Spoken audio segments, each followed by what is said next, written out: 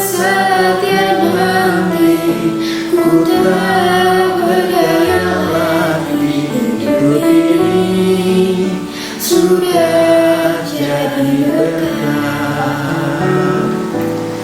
Hidup ini adalah kesempatan. Hidup ini untuk beri Tuhan. Jangan sia-siakan hidup yang Tuhan beri. Hidup ini hanya sementara.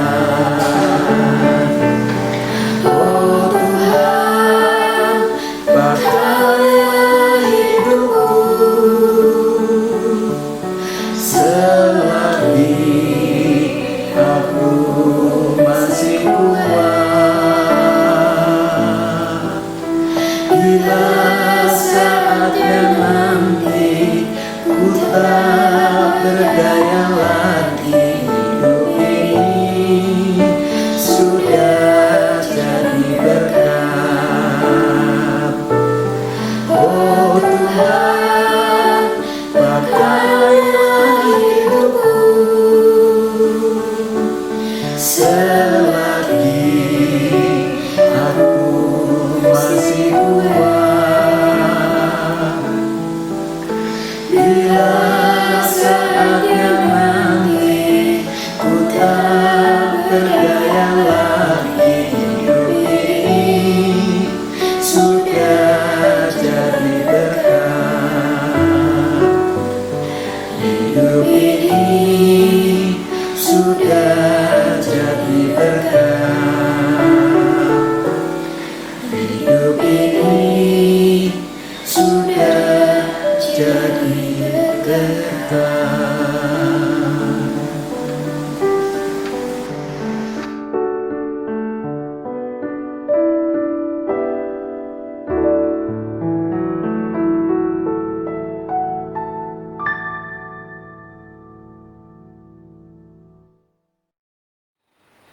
Hidup ini adalah kesempatan. Tidak selamanya kita muda. Tidak selamanya kita jaya. Tidak selamanya kita kuat. Tidak selamanya kita sehat. Tidak selamanya ada kesempatan. Marilah tatkala Tuhan memberikan kita kesempatan, kita pergunakan dengan baik. Selamat malam Bapak Ibu yang terkasih. Salam rindu, shalom. Tema rema kita malam hari ini adalah hidup ini adalah kesempatan. Didasari dari firman Tuhan Lukas pasal 16 ayat 16 sampai 31. Orang kaya dan Lazarus yang miskin. Ada seorang kaya yang selalu berpakaian jubah ungu dan kain halus, dan setiap hari ia bersukaria dalam kemewahan. Dan ada seorang pengemis bernama Lazarus, badannya penuh dengan borok, berbaring dekat pintu rumah orang kaya itu, dan ingin menghilangkan laparnya dengan apa yang jatuh dari meja orang kaya itu. Malahan anjing-anjing datang dan menjilat boroknya. Kemudian matilah orang miskin itu, lalu dibawa oleh malaikat-malaikat ke pangkuan Abraham. Orang kaya itu juga mati, lalu dikubur, dan sementara ia menderita sengsara di alam maut, ia memandang ke atas, dan dari jauh dilihatnya Abraham dan Lazarus duduk di pangkuannya. Lalu ia berseru katanya, "Bapa Abraham, kasihanilah aku, suruhlah Lazarus supaya ia mencelupkan ujung jarinya ke dalam air dan menyejukkan lidahku, sebab aku sangat kesakitan dalam nyala api ini." Tetapi Abraham berkata, "Anak, ingatlah bahwa engkau telah menerima segala yang baik sewaktu hidupmu, sedangkan Lazarus segala yang buruk. Sekarang ia mendapat hiburan dan engkau sangat menderita. Selain daripada itu, di antara kami dan engkau terbentang jurang yang tak terseberangi, supaya mereka yang mau pergi dari sini kepadamu ataupun mereka yang mau datang dari situ kepada kami tidak dapat menyeberang. Kata orang itu, kalau demikian, aku minta kepadamu Bapa, supaya engkau menyuruh dia ke rumah ayahku. Sebab masih ada 5 orang saudaraku, supaya ia memperingati mereka dengan sungguh-sungguh, agar mereka jangan masuk kelak ke dalam tempat penderitaan ini. Tetapi kata Abraham, ada pada mereka kesaksian Musa dan para nabi. Baiklah mereka mendengarkan kesaksian itu. Jawab orang itu, tidak Bapa Abraham, tetapi jika ada seorang yang datang dari antara orang mati kepada mereka, mereka akan bertobat. Kata Abraham kepadanya, jika mereka tidak mendengarkan kesaksian Musa dan para nabi, mereka tidak juga akan mau diyakinkan, sekalipun oleh seorang yang bangkit dari antara orang mati. Sampai di sini pembacaan firman Tuhan. Yang berbahagia adalah orang yang membaca firman Tuhan, merenungkannya, dan memeliharanya dalam hidup sehari-hari. Kisah yang kita baca tadi merupakan kisah yang tidak asing. Perumpamaan tentang Lazarus dan orang kaya. Lazarus dan orang kaya, banyak penafsir memperkirakan adalah orang Yahudi. Karena kata Lazarus dari kata aras, yang artinya Tuhan telah menolong. Dan orang kaya memang tidak disebutkan namanya. Tetapi dalam perumpamaan ini, orang kaya ini menyebut Abraham sebagai bapa, dan Abraham memanggilnya sebagai anak.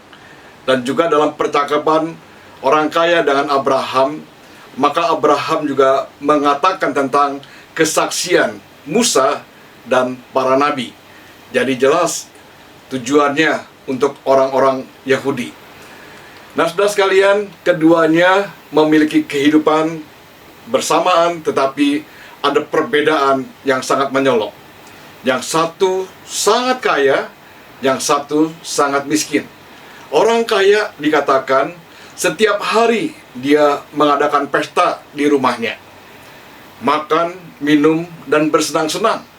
Sedangkan Lazarus, si orang miskin ini, sangat menderita. Makan pun dari remah-remah yang jatuh dari meja orang kaya. Dan kita lihat juga dikatakan pakaian orang kaya dari jubah ungu, lambang kekayaan. Nah, saudara sekalian, jubah ungu adalah jubah yang mahal, dari kain yang halus.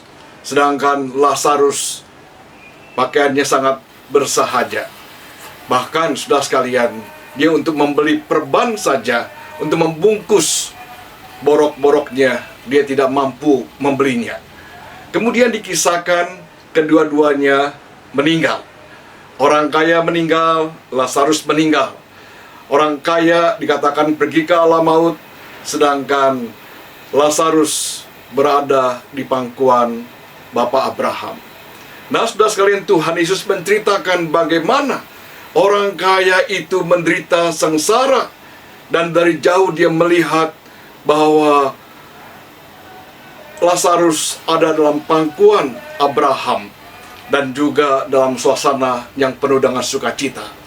Orang kaya itu minta kepada Abraham supaya Abraham mengizinkan orang Lazarus itu datang kepadanya, memberikan sedikit air kepadanya, karena dia sangat menderita. Tetapi Abraham menjawab, "Anak, ingatlah bahwa engkau telah menerima segala yang baik pada waktu hidupmu, sedangkan Lazarus segala yang buruk. Sekarang ia mendapat hiburan dan kau sangat menderita." Orang kaya itu sudah menyia-nyiakan kesempatan yang pernah diberikan Tuhan kepadanya. Terutama dia tidak bisa melakukan hal-hal yang bernilai kekal, apalagi memperoleh hidupnya kekal. Yang menjadi masalah dari orang kaya ini, semasa hidupnya dia tidak menggunakan waktu atau kesempatan yang baik. Yang ada hanyalah penyesalan dan penyesalan. Saudara sekalian, hidup kita ada batasnya. Tidak selamanya kita mudah, tidak selamanya kita jaya, tidak selamanya kita kuat. tidak selamanya kita sehat, tidak selamanya kita ada kesempatan. Saudara sekalian, hal-hal inilah yang menjadi dasar atau yang mendasari terciptanya lagu Hidup Ini Adalah Kesempatan. Siapa pengarangnya? Pengarangnya adalah Pendeta Wilhelmus Latumahina. Saudara sekalian, Pendeta Wilhelmus ini, dia adalah seorang pendeta dari Gereja Bethel Indonesia di Serpong, Tangerang. Baru saja meninggal pada bulan Mei, tanggal 12 Mei yang lalu. Jam 17 di rumah sakit Budi Asih, dia dipanggil Tuhan dalam usia yang baru 64 tahun. Saudara sekalian, lagu yang diciptakan begitu populer di kalangan orang-orang Kristen, bahkan juga orang-orang non-Kristen. Kenapa? Karena mengandung sebuah kebenaran tentang kehidupan manusia. Pendeta Wilhelmus memiliki seorang anak sulung, seorang pria, anak pria, saudara sekalian, yang punya talenta musik luar biasa. Sejak kecil dan kemudian remaja, dia ikut terlibat dalam pelayanan gerejawi. Dia seringkali mengiringi, menjadi pengiring musik di gereja pada waktu ibadah. Padahal teman-temannya adalah orang-orang dewasa, hanya dia seorang anak remaja. Tetapi Tuhan pakai dia luar biasa. Pada waktu dia berusia 17 tahun, baru saja lulus dari SMA, dia mengalami kecelakaan yang tragis dan kemudian meninggal dunia. Saudara sekalian, saat itu Pendeta Wilhelmus Latumahina ini, dia sangat terpukul. Dia kehilangan anaknya dikasihinya itu. Anak yang punya bakat musik luar biasa. Dia seringkali merenung. Namun pada waktu dia merenung, saudara sekalian, kemudian dia sadar bahwa kehidupan ini ada waktu yang Tuhan berikan untuk dia tetap berkarya bagi Tuhan. Dia sadar hidup ini ada batasnya.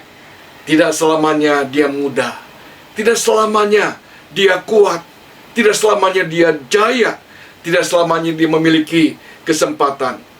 Pendeta Wilhelmus Latumahina sangat menyadari bahwa dalam kehidupan ini nantinya tidak bisa berbuat apa-apa lagi. Saat itulah dia terinspirasi. Dia mengambil secari kertas, kemudian dia membuat syair, dia membuat lagu yang sangat memberkati banyak orang. Saudara sekalian, tetapi lagu itu kemudian dipopulerkan oleh seorang pendeta juga yang bernama Pendeta D. Surbakti, dapat Surbakti. Nah, saudara sekalian, Pendeta D. Surbakti ini hanya menyadur ulang versi dan kemudian dia mempopulerkan ke versi yang lain, saudara sekalian. Dia mengubah sedikit dan jadilah lagu yang populer, lebih populer dari lagu aslinya. Tetapi asal mulanya dari Pendeta Wilhelmus Latumahina. Lagu ini mengingatkan kita bahwa selama kita hidup, kita diberikan kesempatan oleh Tuhan, biarlah kita pergunakan dengan baik. Jangan kita menyia-nyiakan. Saudara sekalian, kita hidup melewati hari-hari kita, minggu-minggu, bulan-bulan, tahun-tahun. Sudah apa yang kita lakukan itu mengandung hal yang bersifat kekekalan yang dapat kita kerjakan bagi Tuhan. Hidup kita menjadi berarti bukan ditentukan oleh berapa panjang atau pendeknya umur seseorang, tetapi ditentukan dari isi hidup kita. Adakah kita hidup memuliakan Tuhan? Adakah kita hidup menjadi berkat bagi banyak orang? Saudara sekalian, kita harus menggunakan waktu-waktu yang berharga, sebab waktu ini tidak mungkin dapat terulang kembali. Saudara sekalian, waktu adalah seperti air yang mengalir dan tidak dapat kembali lagi. Tidak selamanya kita muda, tidak selamanya kita kuat, tidak selamanya kita sehat, tidak selamanya kita jaya. serta tidak selamanya kita ada kesempatan dalam dunia ini. Galatia pasal yang ke-6 ayat 10 dikatakan, karena itu selama masih ada kesempatan bagi kita, marilah kita berbuat baik kepada semua orang, tetapi terutama kepada kawan-kawan seiman. Selagi Tuhan memberikan kita kesempatan, gunakanlah sebaik mungkin untuk melayani Tuhan, sehingga Tuhan dipermuliakan dan orang lain mendapatkan berkat Tuhan. Saudara sekalian, setiap waktu ada orangnya, setiap orang ada waktunya, setiap kita ada masanya.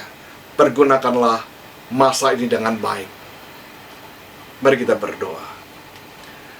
Bapa Surgawi, kami sungguh bersyukur, berterima kasih firman-Mu malam hari ini boleh mengingatkan kami bahwa hidup kami adalah kesempatan untuk kami boleh berkarya bagi Tuhan. Ampuni kami Tuhan kalau selama ini kami kurang sadar, sehingga kami mengisi hidup kami hanya untuk diri kami sendiri.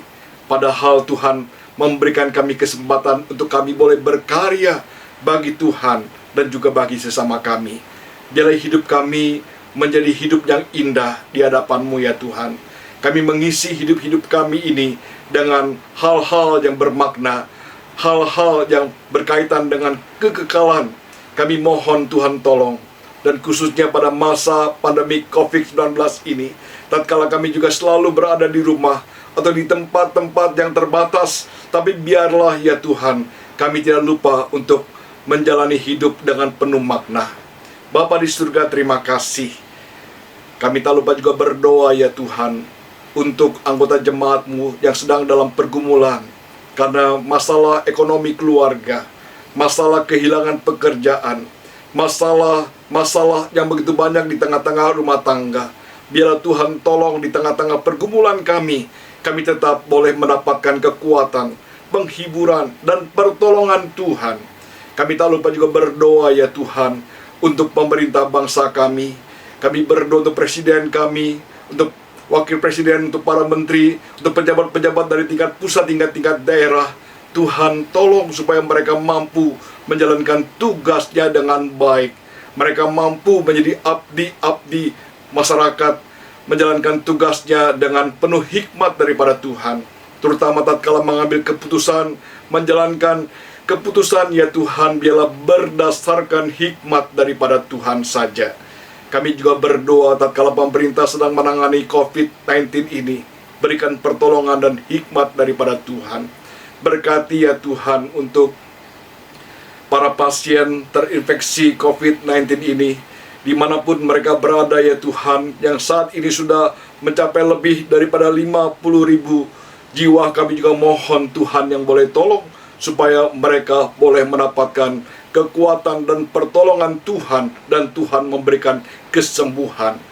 Kami tak lupa juga mendoakan akan para medis, Tuhan memberkati, agar sungguh mereka juga diberikan kekuatan daripada Tuhan. Baik para dokter, juru rawat, karyawan, sukarelawan, Tuhan tolong supaya mereka juga dengan pertolongan Tuhan dimampukan tetap boleh berkarya. Kembali Tuhan, kami berdoa menyerahkan tiap-tiap kami di tengah-tengah pergumulan yang berat yang kami alami. Biarlah mata dan hati kami hanya tertuju kepada Tuhan, dan kami meyakini Engkau tidak pernah meninggalkan kami. Tuhan, kami menyerahkan malam yang akan kami lewati ini. Biarlah kami boleh istirahat dengan baik, dan besok dapat bangun kembali dengan tubuh yang segar untuk melakukan tugas panggilan Tuhan kepada kami masing-masing.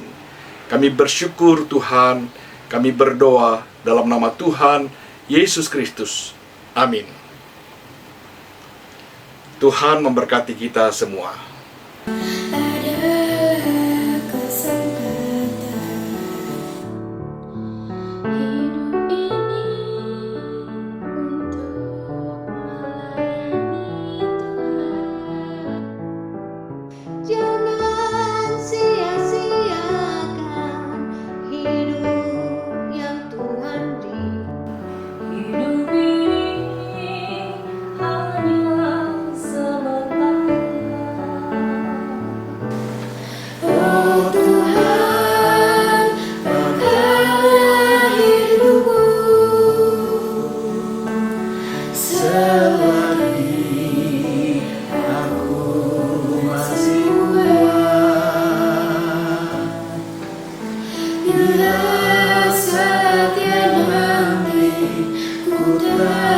berdayalah di hidup ini. Sudah